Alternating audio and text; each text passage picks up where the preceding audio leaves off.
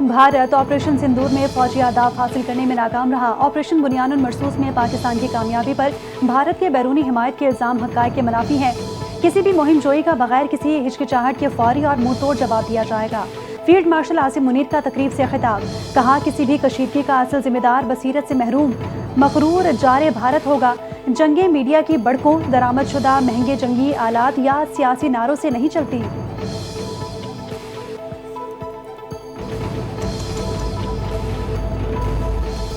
وزیر اعظم شہباز شریف کی ہدایت پر پاکستان کی تاریخ میں پہلی مرتبہ A I customs clearance risk management system متعارف۔ ایف بی آر کی جاری اصلاحات کے حوالے سے جائزہ اجلاس میں وزیر اعظم شہباز شریف کے نئے نظام کو مربوط اور پائیدار بنانے کی ہدایت، کہا انسانی مداخلت کم ہونے کی وجہ سے نظام مؤثر اور بروقت اور پیسے کی بچت ہوگی۔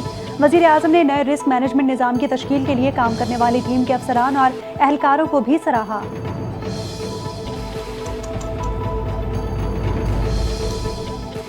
سندھ حکومت کا ثانیہ لیاری پر فوری action, D G S P C A کو معطل کر دیا۔ حادثے میں جاں بحق افراد کے ورثاء کو 10-10 لاکھ روپے دینے کا اعلان کر دیا۔ سینئر وزیر سندھ شرجیل انعام میمن کہتے ہیں کہ لیاری واقعے میں 27 قیمتی جانیں گئیں۔ دکھ کی اس گھڑی میں ثانیہ لیاری کے متاثرین کے ساتھ ہیں۔ لیاری واقعے میں کوتاہی برتنے والوں کے خلاف سخت کارروائی ہوگی۔ لیاری حادثے کی تحقیقات کرنے والی کمیٹی کی رپورٹ 2 دن میں آئے گی۔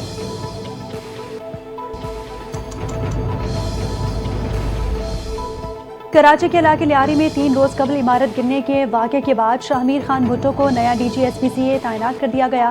نوٹیفیکیشن جاری۔ وزیر اعلیٰ سندھ کی زیر صدارت اجلاس میں بڑے فیصلے ہوئے۔ سابق D G S P C اے اسحاق کھوڑو کے خلاف محکمہ جاتی کارروائی شروع کر دی گئی۔ اسحاق کھوڑو بلڈنگ گرنے کے نئے واقعے میں ملوث پائے گئے تو کارروائی کی جائے گی۔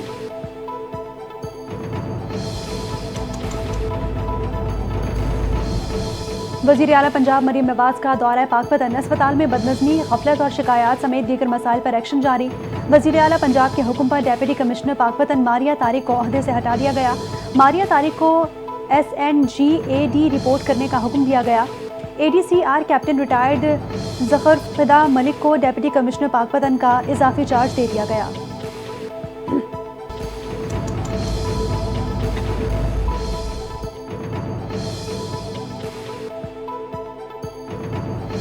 پاکستان کی سفارتی کامیابی کا سلسلہ جاری۔ سویڈش حکومت نے اسلام آباد میں ویزا سروسز دوبارہ شروع کرنے کا اعلان کر دیا۔ اسٹاک ہوم میں پاکستان اور سویڈن کی وزارت خارجہ کے درمیان 2 طرفہ ملاقات ہوئی۔ آج سے پاکستانی شنگن ویزا کے لیے درخواست دے سکتے ہیں۔ 90 دن تک سویڈن کے دوروں کے لیے پاکستانیوں کی درخواستوں کو موصول کیا جائے گا۔ یہ اقدام دونوں ممالک کے درمیان 2 طرفہ تعلقات کی مضبوطی کی عکاسی کرتا ہے۔ پاکستان اس مثبت پیش رفت کا خیر مقدم کرتا ہے۔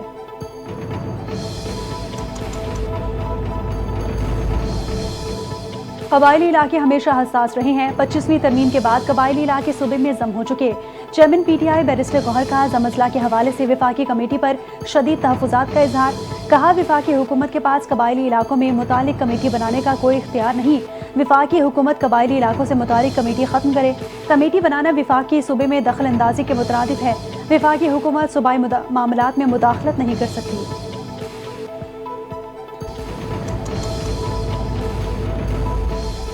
وزیر اعلیٰ پنجاب مریم نواز کا اگست میں جاپان کا دورہ کرنے کا فیصلہ، 15 سے 22 اگست تک جاپان میں قیام کریں گی۔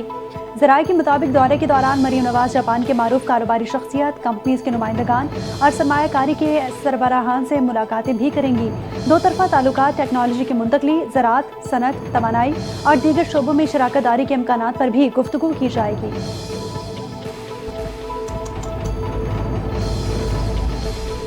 رینجرز اور پولیس کے اندرون سندھ کچے کے علاقے میں ڈکیتیوں اور جرائم پیشہ افراد کے خلاف کارروائیاں جاری۔ ضلع کشمور سندھ کندکوٹ انڈس ہائی وے پر بروقت کارروائی کرتے ہوئے ڈاکوؤں کی لوٹ مار کی کوشش ناکام بنا دی گئی۔ 3 ملزمان کو گرفتار کر لیا گیا۔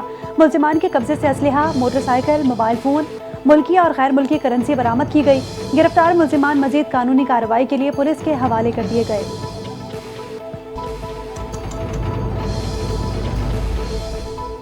حکومت کی دانشمندانہ معاشی پالیسیوں پر سرمایہ کاروں کا اعتماد، پاکستان اسٹاک ایکسچینج میں کاروبار کا شاندار آغاز ہوا۔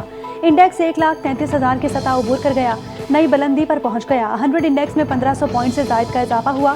انڈیکس 1,33,370 پوائنٹس پر بند ہوا۔ ساتھ ہی انٹر بینک میں ڈالر 25 پیسے مہنگا ہو گیا، ڈالر 284 روپے 22 پیسے پر پہنچ گیا۔